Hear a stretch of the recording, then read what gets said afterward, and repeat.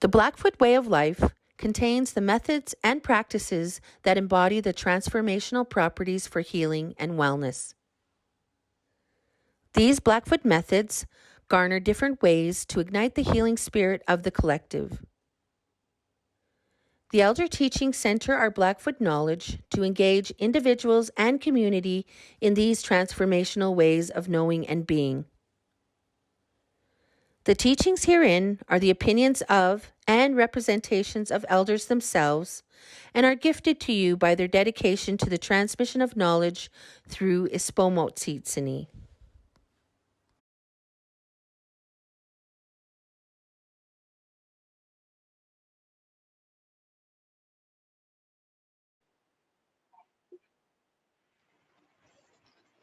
Okay, welcome. My name is Shelley Pompanis Spear Chief, and my Blackfoot name is Gaisbaki. My Dakota name is Waglishunskiwan, and I want to welcome you to this little video that we're presenting for Indigenous Peoples Week. And my guest speaker, who's going to be role-playing in this little webinar, is my spouse, Moses Spear Chief. And Moses, would you like to introduce yourself? Okay, kitkonek samatsem ko. Nistwanako Aztecan Moses Spear Chief, and I'm glad to be a part of this video. Yeah, and we're very excited to share this video. It's a little bit different. We just recently finished a masterclass series on historical trauma, 30 hours for all populations of adults working in the helping professional field. And I'm here today to talk about mental health and mental health practices for stabilization and healing for all ages, majority teenagers up into adulthood. And this is a very important topic in light of what has recently happened with the 215 plus missing residential school children in Kamloops, British Columbia. And at the same time, we want to acknowledge what's happening in Nova Scotia, what's happening in Ontario, what's happening in Saskatchewan, Manitoba, and here in Alberta. And for all our relatives, Matakopilyas, and for all our relatives that are also part of the residential boarding school AIR. And many of us have many missing friends, relatives, and during this process. So our heartfelt prayers and condolences go out to everybody on Turtle Island. When we think of Indigenous healing, I run a practice called Healing Pathways, EMDR, Counseling and Consulting, and both Moses and I are presenters within this practice. And when we think of it, Indigenous healing, we think about land-based teachings, we think about belongingness, we think about connections, relationships, and how we help one another move forward. So taking our thinking out of negative thinking into more positive thinking. And we think about what happened to us. It's a story of what happened to us. It's not a story about what defines us, but what happened to us. And stories about what is missing when you're working with the people and helping people with mental health. I don't even like to call it mental health. I call it challenges. When we have some challenges in our life that make us sad, anxious, depressed, worried, lonely, suicidal, and sometimes just absolutely grief-stricken. And more. Sometimes it's just, adjustments. It's attachment issues, abandonment issues. Residential school survivors, as Moses likes to support the residential school survivors, first, second, third generations, and now it's the 60 scoop children and children that are now becoming adults from the foster care system. So we try to support everybody with their challenges and help them find the strengths within themselves, how to move forward and redefine their life and give it meaning in a healthier way. We think about the values. I'm Dakota, by the way, married into the Blackfoot Nation. I'm married to my spouse, Moses. And in our traditional ways, the woman follows her husband and his culture and his ways. And we have a balance going here because at the same time, Moses has been very interested in the Dakota ways as well. Yeah. So we've been kind of bringing the two together. And I've been in Blackfoot territory now for about 30 years. And we follow the Niitsitapi values. And those values also translate over into the Dakota ways as well. And in that, it's really important to recognize when you're feeling sad or lonely or any of the identified mental health challenges we talked about, is to think about doing something different. When you're feeling that way, think about being helpful to others. And how would we say that in Blackfoot, Moses? Being helpful to others. Ispoomootsisinni, you encourage and help others that are dealing with crisis Yeah. or are grieving. You know, that's why it's always important to talk to an elder if you don't know exactly what to do when you're in these different situations and need help. That's very important because one of the things Moses just shared is sometimes you might not feel comfortable seeking out a counselor. And I know there's not a lot of First Nation Indigenous counselors, so that can be a barrier as well. But you can talk to elders, and elders sometimes are in your family systems, sometimes they're working within your school systems. Sometimes you can find them at friendship centers, all kinds of different places you can seek out elders. And they're there to listen, to guide you, and they'll share with you their life experiences and their stories and how best to help you by listening. Sometimes you have to listen to figure out what is it I can take from Itstika's story to help me with the issue I'm dealing with. Or sometimes they just take it all on for you. They pray and they hand it over to Creator. And it feels good. You feel refreshed. You feel cleansed when they've smudged and prayed over you and prayed with you. And another way is to understand that when we're dealing with mental health challenges, that sometimes it's not a singular challenge, but it can come in two. Like sometimes you're being bullied, or sometimes you're having workplace lateral violence issues. Sometimes it's family issues. Sometimes it's a relationship issue. Sometimes you're just battling some health stuff and it's coming at you. It's not a single issue, it can come in pairs. And how do we say that in Blackfoot? You know, in our value system, everything comes in pairs. For instance, you know, to maintain balance in an area like, for instance, the Sundance campgrounds. When we put up our camp, the elder sits in the middle, facing east, the doorway, and the women will sit on the right-hand side facing east. The men will sit on the left-hand side. And That's the seed in order, and inside we have balance. Nobody's higher or lower than anybody else. Everybody's equal. So that's what it means. Okanastuka. Maintaining balance in order to have a stable life. Thank you.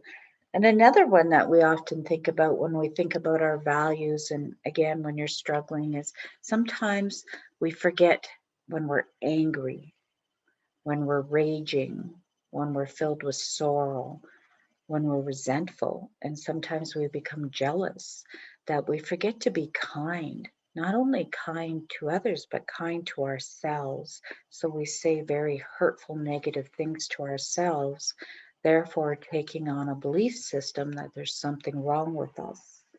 And it's important to be able to understand that. And when you talk with elders or talk with a therapist, you can start working through some of that stuff. And when we think of being kind to self and others, how would we say that in Blackfoot? Kimmapipitsin. We're taught that when we're little kids. You know, you learn to share.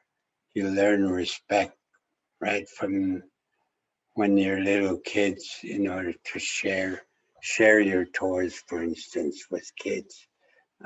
No name calling, no fighting, you know, stuff like that as kids. Yeah, you be kind to one another. You share food. You share what you have with your friends. And I teach that to my students where I work at Cardston Junior High. I always let them know when they first come in that the only requirement in my class is showing respect for the teacher and for the other students. And I teach the Blackfoot language and the culture and history of the Blackfoot people. So if you come across somebody, a friend, a colleague, a peer, a relative, and you know that they're struggling with being kind to themselves, possibly they're numbing out, you know, using substances, alcohol, drugs. Sometimes they're avoiding, hiding in their bedrooms, or not participating in life. COVID has had a huge impact on people this last year and a half. Mm. So it's really important if you reach out, like Moses had shared, with kindness, offer them something to eat, offer them a drink, offer to be present, to sit with them, offer to listen to what they're trying to say with unspoken words, and just be present with them and try and redirect some of their thinking. Well, I use the smudge. You know, if they want a smudge, I always have it. You know, in my classroom. And just the other day, when the story broke about the kids that were found, the 215 students, kids that were in boarding school, we had a smudge at our school, and all the kids that wanted to smudge all came in and smudged for the parents, grandparents, families that these kids belong to. So, Yeah. And another one we often use is to be aware, like we're going to do a little demo later, but it's going to be about being aware of your environment. So when you're working with people that have some challenges, you want to help them reconnect to the environment that they're in, like get out in Mother Nature, go for a walk. Notice, you know, we've had lots of strong winds lately. Notice the trees blowing. Maybe somebody could take them to a drive to Waterton or to one of the lakes. Maybe they can go on a bit of a hike. Maybe they could go picking sweetgrass and sage and pretty soon the berries. Get out in the environment. Notice the babies that are being born. There's cubs and there's uh, little cougars now being born and lots of birds. And really get out and notice your environment. Connect to the Mother Earth, because that's the heartbeat, and that's the heartbeat of our nation. And when you can connect to the land, you feel better. Get your heartbeat going, get moving, walk, exercise. Um, when you breathe, that power of your breath is very healing. And how would we say that in Blackfoot, Moses? Connecting to the environment. People thought, we were given these gifts when we were born, and we were taught how to respect the wild animals and how we live off Mother Earth. And so our respect to the earth beings, and we prayed to Shipatapi, the creator, Natos, Kumikis, Natos.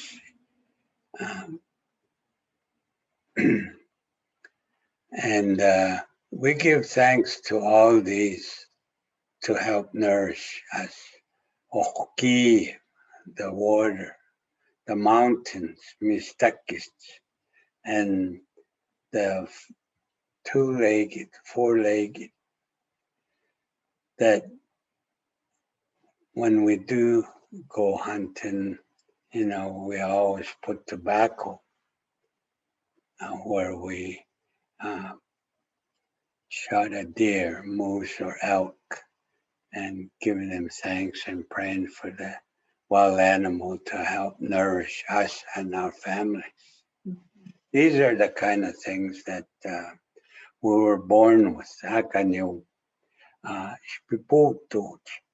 We were taught by our grandparents, our Indian values, Nisitapis, Nipatapis, in the way of life. So these are really important to try and understand within First Nation people. It's always customary in any gathering or anything we do is to pray. Pray for a good health, a long life, and that we maintain our language, our prayers, our songs, our dances.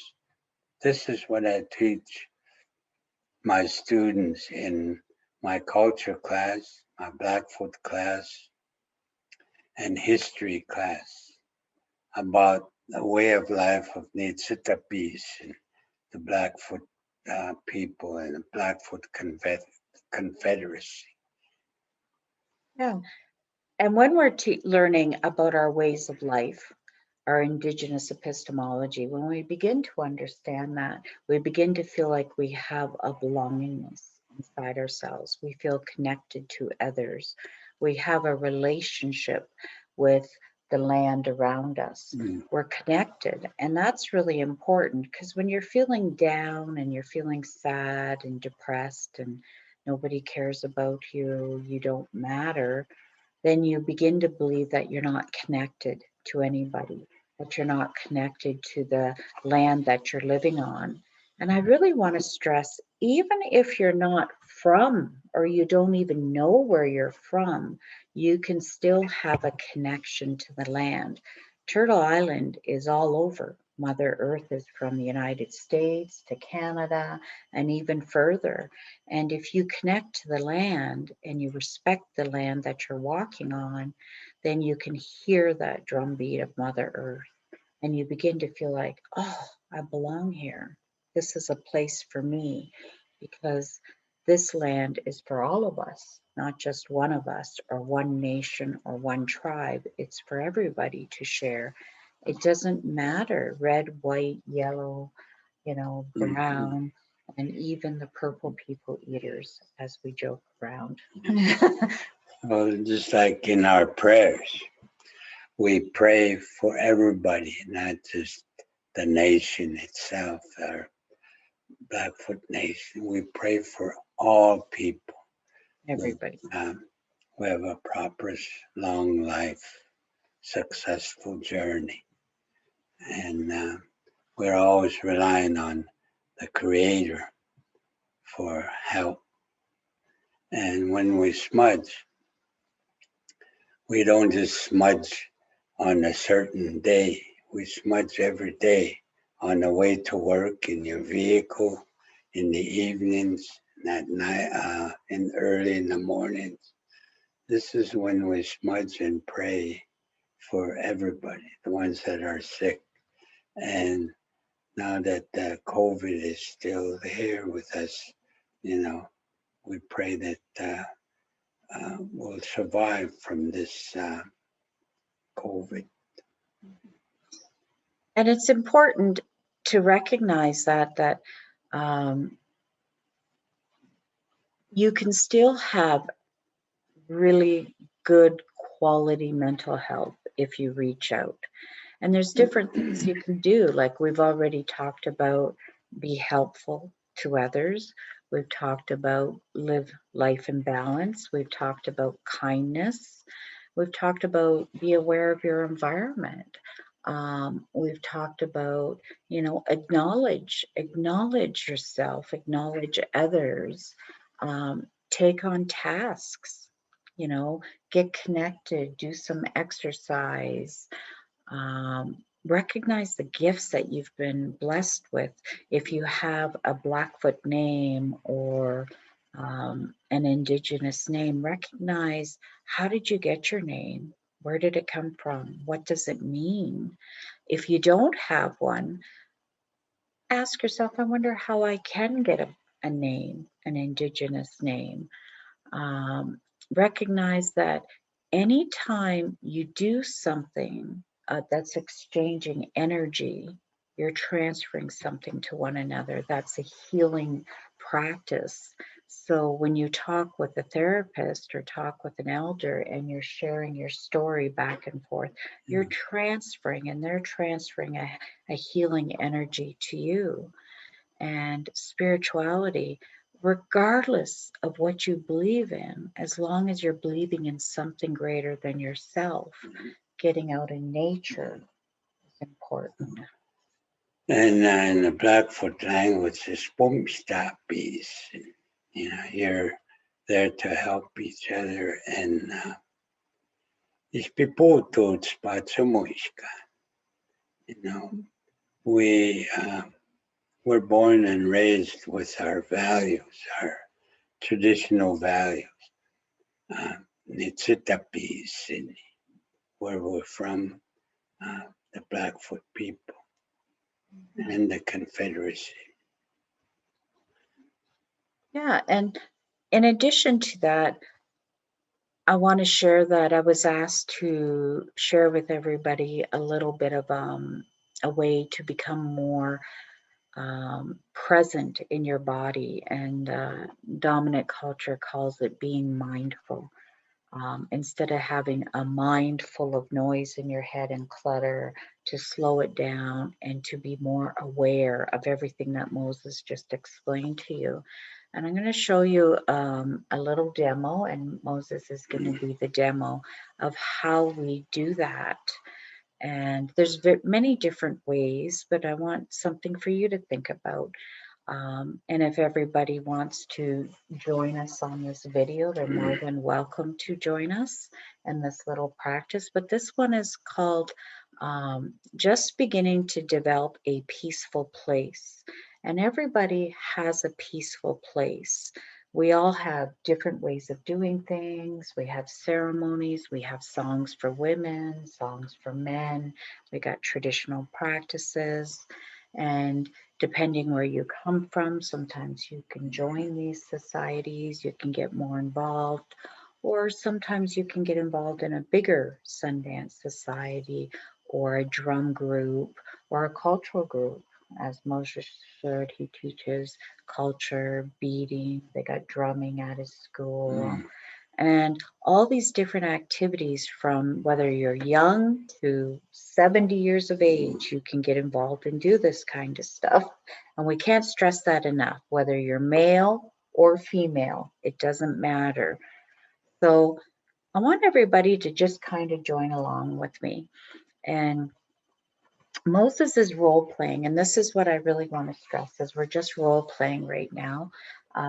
But our peaceful place is going to be actually a place that he finds very peaceful. For younger people, you might call it a chill place, but it's a place where you can go and you can access in your mind. It's a place that'll always be there in those implicit memories. It might not always come forward into the consciousness, but it's in that deep unconscious part of your mind. And it's a place where you take a deep breath in and you go, ah, and it just feels peaceful. And it's like you're in the zone. So for everybody, this place can look very different. But for Moses, I asked these simple questions. And I just want you to play along, everybody, and just think about it. When I'm asking Moses a question, I want you to think about, where's this place for you? So Moses, when I talk about this peaceful place, this is a place where you can go to. Nobody's never hurt you. They don't stress you out. They don't get you angry, but it's a place all for you. What would this place look like? Well, I love to fish, and I like to go to a lake or a river close to the mountains where it's peaceful. You know, there's animals, deer, birds, ducks, whatever, and just be myself and fish and not stress about what's happening at school or at home or family, extended families. You know, I'm there for myself to relax and fish. I could be there all day, every day if I had a chance, and enjoy the fresh air, the scenery, you know, and I could think about things that aren't stressful, um, things that I can do, or other places I want to go, and just relax and be myself and not worry about, do I have to be on time for this or do I have to do this and other things. You know, I'm just there for myself to heal and, you know, to be happy and wondering, you know, hey, you know, this is a nice way to spend the day for myself and help clear my mind and just focusing um, for for myself healing, and for my mind and body, whatever, you know, just being uh, myself and being alone and giving thanks for uh, having a good day. So, did you notice, Moses, while you were thinking about this peaceful place where he goes fishing, and he really does love fishing, where he goes fishing, did you notice what was happening in your body when you were talking to me about it? Oh, wow. I felt anxious. I want to go right now. I want to go fishing as soon as, you know, the time is available, and uh, get my stuff together and just go on a fishing trip for a day. And was this anxiousness like an excited anxiousness? Like, I'm happy, I really want to get going? Well, to me, it's a healthy way of thinking. You know, I'm not thinking about tomorrow or what happened yesterday, last week. I'm looking focused on having a good day and enjoying the day. Sunshine, nice weather, and being alone just by myself and doing what I love to do is fish. Sounds very nice. What's your favorite time of day when you go fishing? Well, sometimes people go in the afternoon, but mine is early in the morning or in the evenings. And what's the temperature like when you go? Well, in the morning, it's kind of cool. It's not hot. Fish are biting. And then in the evenings, late evenings when it's not so hot, midday is pretty hot and fish don't really bite midday. So in the evenings is good too. So when you think of that, before we get started, I want to just practice breathing because breath is life. And we think of our breath of life. How do we say that in Blackfoot? Sitams. Yeah. Yeah. So think about your breath of life. I want you to think about that. When we breathe, when everybody's thinking about a challenge they're going on in their life, I'm inviting everybody watching us. Think about your peaceful place. Here's Moses fishing, and he's got it in the morning. The fish are ready to bite, and he can see the mountains. The weather's not too hot, it's a little bit cooler, and he's really in that place. He's in that zone. But to get there, we actually have to use our healing breath. And this breath is a natural function of our body. And it just naturally starts to heal your body when you go there. So his mind is now not cluttered. He's beginning to move to a place where it's feeling very peaceful. So I want you, when you take a deep breath, Moses, I want you to notice, take it in, hold it, and then blow it out real slow like a straw. Do it again, nice deep breath. Blow it out like a straw. And you may notice, everyone, as you're doing this, your room is becoming quieter. Did it feel quieter? Yeah. Yeah. Now, the next thing is, now this is for everybody. This is actually trademarked, and it's trademarked to myself. So please, if you share this with anybody, make sure you refer where you learned it from. And we call this eagle wings flapping. So you bring your thumbs together like Moses is doing. And this is your thumbs is the head of the eagle. And then we're going to do a little bit of brain gym. Without that. Then we bring it right here. And everybody, this is your eagle wings. So what you're going to do is think about Beta. Think of Beta in Blackfoot. Beta is eagle or Wambity in Dakota. And I want you to just very gently flap your wings side to side. Now, I want you to take a deep breath in. Keep flapping your wings. Blow it out. Take another deep breath in. And blow it out. And just get a nice rhythm. And just imagine Beta. Just imagine Beta coming in. The healing power of those eagle feathers. I want you to follow the sound of my voice, and we're going to go to our peaceful place. I want you to notice this place in your mind. You're going to a lake. Maybe it's out by St. Mary's Reservoir. And you can see the mountains in the distance. It's a beautiful day. Maybe you can see Chief Mountain. And notice up in the sky, you can see Beta. And as you're getting ready to go fishing, you get into your boat and you go out to the middle of the lake. And it's so peaceful. It's early morning. Nobody's around.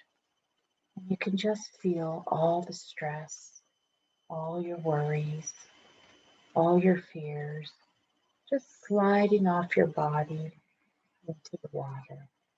And as it's going, notice it all turns into little fish, your favorite kind of fish, pike. And maybe it's everywhere, and you're excited.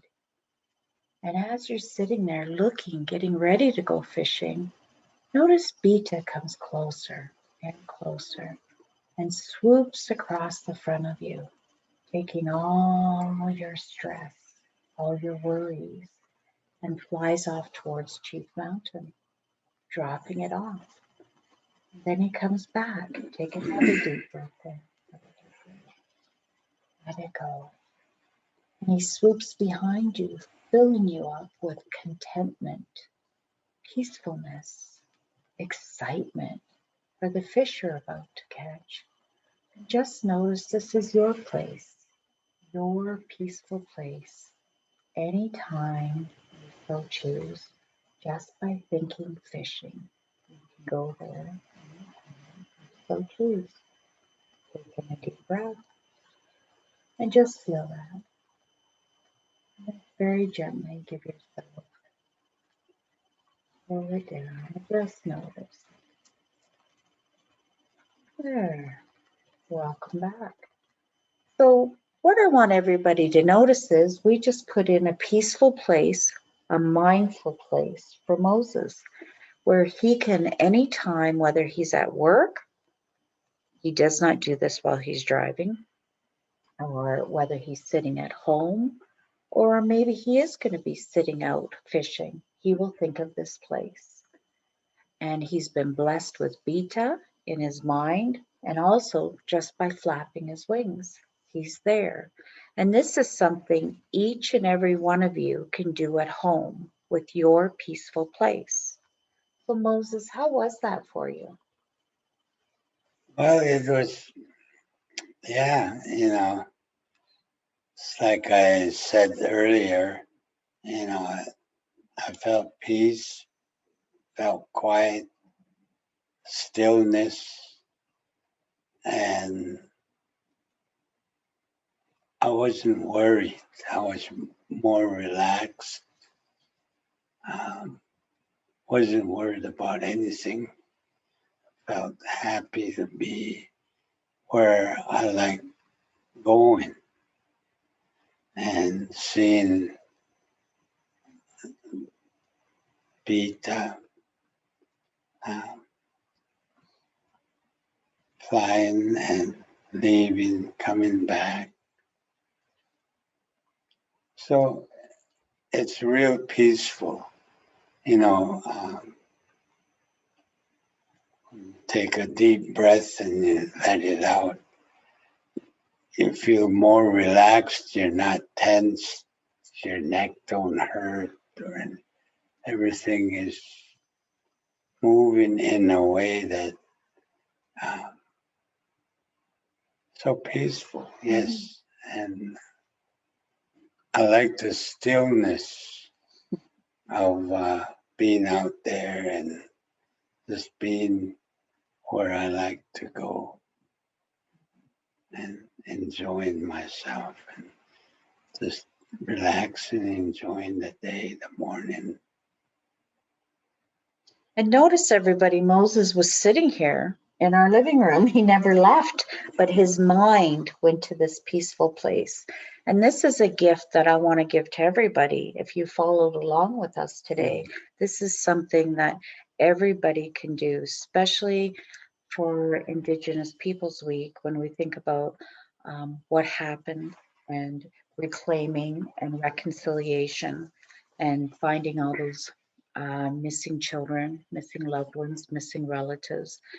But for those of you that are frontline support workers, for those of you that are lawyers, police officers, health workers, This is something that everybody can do in this very difficult, challenging time. And the more you do it, the more you practice it, the stronger it becomes. And this is a way that you help your mind become calmer, more peaceful, instead of full and overwhelmed. Because when you're full and overwhelmed, it creates you to want to dissociate, where you take your attention somewhere else. It creates sadness and loneliness. Sometimes you have to numb out because your pain is too big. So, this is ways to get involved and to support one another. And this is one of the ways that I help our people when they're coming to me with some of their challenges. And I want you to just notice something. This was beautiful because what Moses did was yawn, which is a natural reflex that just released a whole bunch of stress. And that's what's happening. And you will do that. You will start yawning and releasing stress. And in addition, tears, everybody, when tears come to your eyes and you release those tears, those are healing tears as well. So, this is all part of learning to practice some of our traditional ways of healing. And this was just one little method that I wanted to share with everybody today. And with that, I think it's really important to thank everybody. We thank you for your time. We hope that you take in the celebrations of Indigenous Peoples Week, and we hope to see you all.